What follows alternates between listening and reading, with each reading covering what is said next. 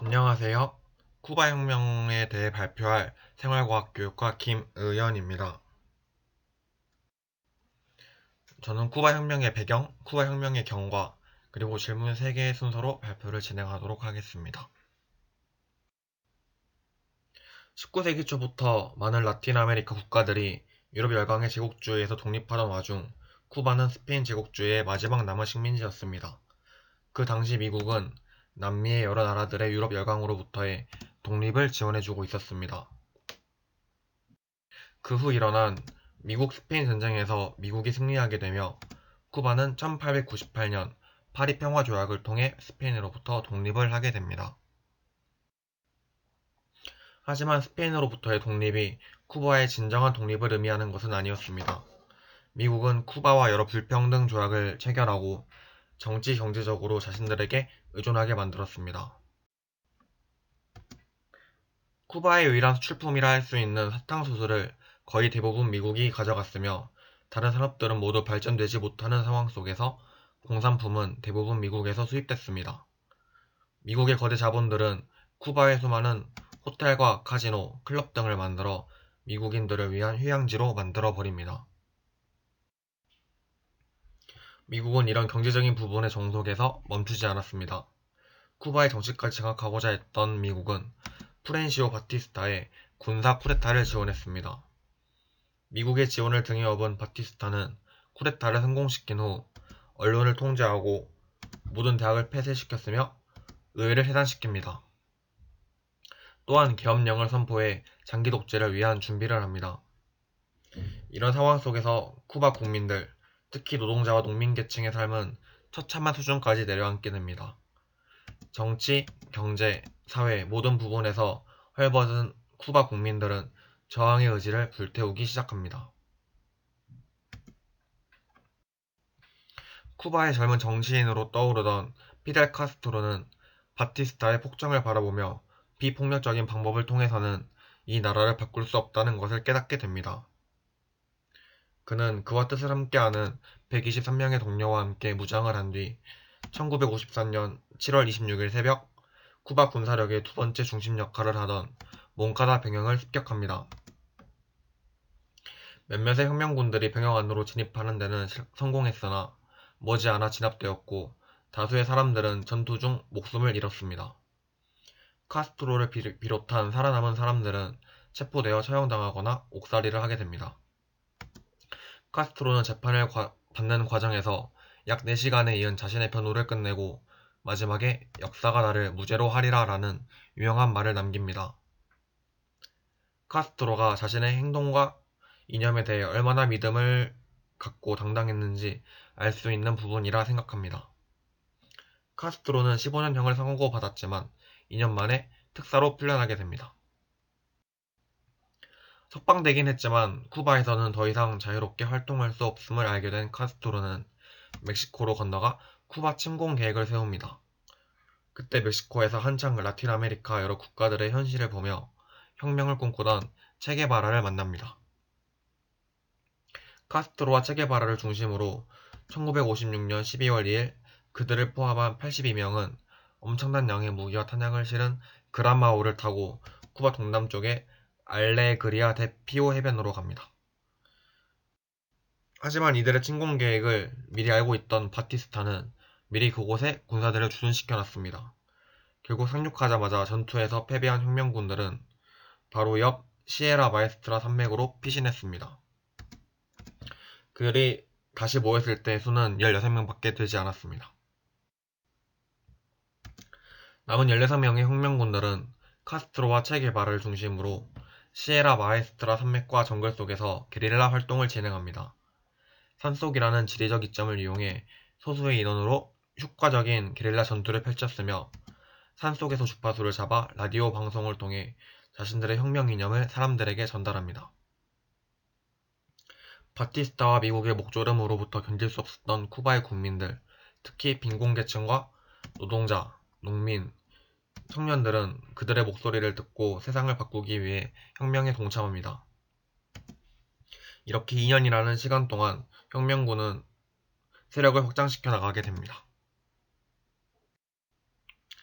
그 사이 쿠바의 수도 아바나에서는 공공부문에 종사하는 노동자들이 대규모 파업을 일으킵니다. 혁명군들의 세력을 카스트로와 체 게바라의 혁명군들은 세력을 확장시켜 나가고 공공부문에 연이은 파업을 보며 미국은 바티스타에게 사임하고 총선거를 실시하라는 압력을 넣기 시작합니다. 이런 상황을 알게 된 카스트로와 체 게바라는 전면적인 총공세를 실시합니다. 여러 차례의 대소규모 교전에서 혁명군들이 승리하게 되자 바티스타는 독립니카로 망명하게 됩니다. 결국 카스트로의 혁명군들이 1959년 1월 1일 수도 아바나에 입성하며 쿠바에는 새로운 혁명정부가 들어서게 됩니다. 카스트로는 미국에게 빼앗긴 경제적, 사회적 주권을 되찾고 국민소득의 공정한 분배, 교육과 의료 부분의 확충을 위해 급진적인 개혁 정책을 펼칩니다. 소수의 미국 거대 자본에게 대부분의 땅과 산업시설들이 묶여 있었기에 석유법과 토지법, 대기업 국유화법 등을 제정하여 미국인들로부터 땅과 산업을 되찾아오기 시작합니다. 그 밖에도 미국 소유의 전기회사, 설탕 공장, 호텔과 카지노 모두 국유화해 1961년 8월까지 쿠바 내 대부분의 산업이 국가에 종속되게 됩니다. 미국은 이에 대해 쿠바의 주 수출품인 설탕의 수입을 제한하는 등의 방법을 통해 쿠바에 강력한 경제 제재를 가합니다. 미국의 경제적 압력에 직면해 혁명을 더 이상 진행시키기 힘들어진 카스트로는 소련과 손을 잡게 됩니다. 그리고 카스트로는 1961년 4월 16일 처음으로 공식 선상에서 쿠바의 사회주의화 선언을 하게 됩니다. 그리고 바로 하루 뒤인 1961년 4월 17일 미국의 CIA는 쿠바 망명자 1,500명을 동원해 쿠바의 피그만을 침공합니다. 하지만 치열한 전투 끝에 100여 명의 미 침공군이 사망하고 나머지 인원은 쿠바군의 포로로 잡혀 쿠바의 수도 아바나를 행진하게 됩니다. 피그만 사건은 약소국인 쿠바에게 미국이 패배하여 국제적인 망신을 당하게 된 것뿐만 아니라 정치적으로 카스트로의 지지를 높이는 일을 하게 됩니다. 이 일을 계기로 미국과 카스트로의 대립은 더욱 심화되게 됩니다. 그럼 제가 지금부터는 이 발표를 준비하면서 갖게 된 질문들과 그 질문에 대한 저 나름의 답을 하는 시간을 갖도록 하겠습니다. 우선 첫 번째 질문입니다. 피델 카스트로에 대해서는 두 가지의 극단적인 평가가 엇갈립니다. 과연 그 이유는 무엇이며 여러분의 생각은 어떤지 궁금합니다.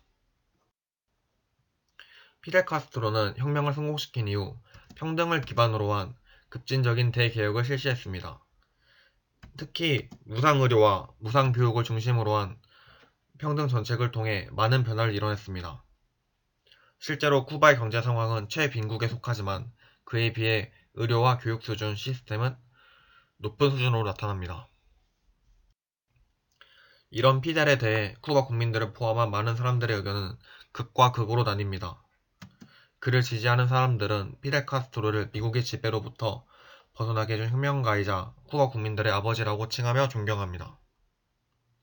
그에 반해 그를 지지하지 않는 사람들은 피델 자신과 반대되는 사상을 가진 사람들을 척살한 학살자이자 미국과의 오랜 갈등을 통해 쿠바 경제를 발전시키지 못한 독재자라고 말합니다.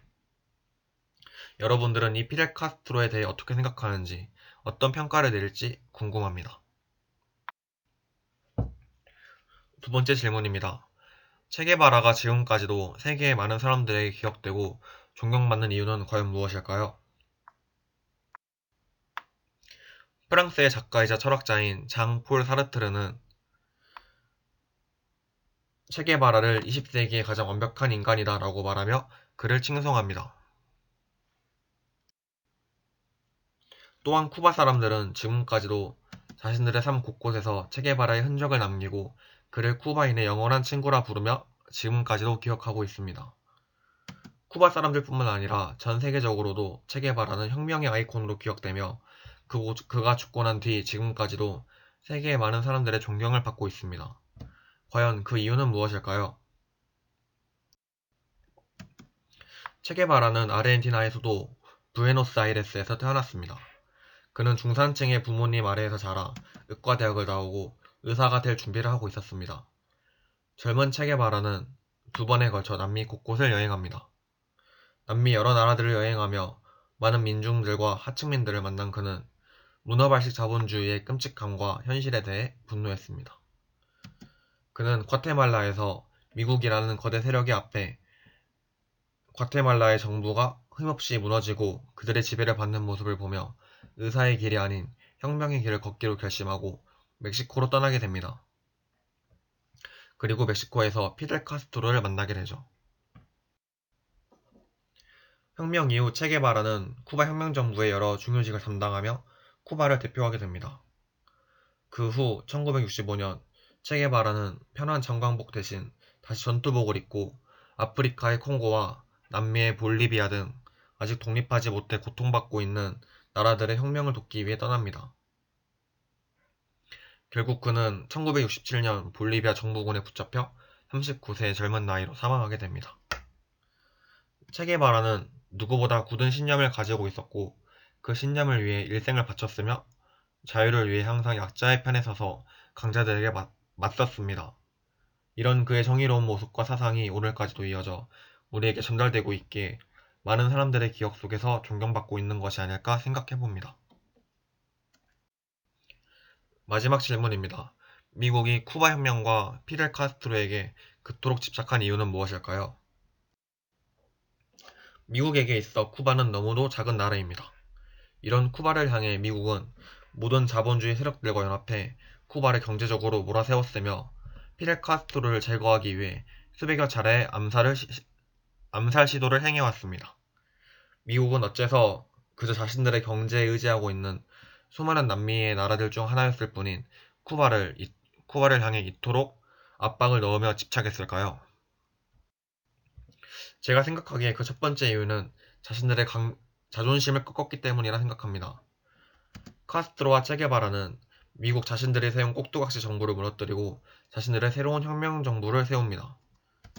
또한 피그만 사건을 통해 국제적으로도 큰 망신을 당하게 되죠. 이처럼 자신들은 초강대국이고 세계를 호령하는 국가인데 이런 작은 나라에게 패배했다는 사실을 받아들이기 힘들었을 것이라 생각합니다. 두 번째 이유는 이 쿠바 혁명이 다른 국가들의 혁명의 불씨가 될 것을 염려했기 때문이라 생각합니다. 그 당시의 미국은 쿠바에게 그랬던 것처럼 아시아와 남미의 수많은 국가들의 독립을 지원해준 뒤 정치 경제적으로 자신들에게 종속되게 만드는 제국주의적 성격을 드러냈습니다.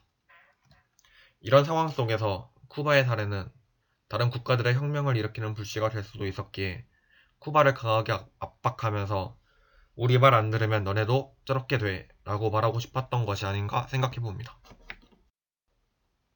마지막 이유는 쿠바의 사상이 자신들에게 정면으로 도전하는 반대 사상이었기 때문입니다.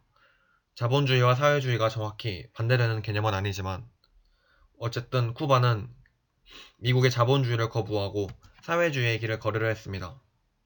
미국은 세계의 자유와 평화를 수호한다는 명분을 내세워 자신과 다른 사상, 대표적으로 공산주의와 사회주의를 내건 집단과 국가들에게 대한 전쟁을 지원하고 공격해왔습니다. 대표적인 예시로 우리나라의 제주 4.3 사건과 베트남 전쟁을 예로 들 수 있습니다. 쿠바 혁명은 지금도 진행 중이라고 생각합니다. 쿠바는 현실에 타협하지 않고 자신들의 역사를 기억하며 오늘날에도 미국을 상대로 저항하고 있습니다. 자신들의 주권과 자유를 되찾기 위해 훨씬 강한 상대임을 알면서도 싸우고 승리를 거둔 그들의 정의로운 삶의 모습을 보며 지금까지의 나는 어떻게 살아왔나, 앞으로의 나는 어떤 삶을 살아야 할까 고민하는 시간을 갖기도 했습니다. 오늘 이 발표가 여러분들에게 어떤 것이 진짜 정의이고 자유일까, 어떤 삶이 정의로운 삶이고 자유로운 삶인가에 대해 한 번쯤 고민할 수 있는 기회가 되었으면 좋겠습니다. 이상으로 발표를 마치겠습니다. 들어주셔서 감사합니다.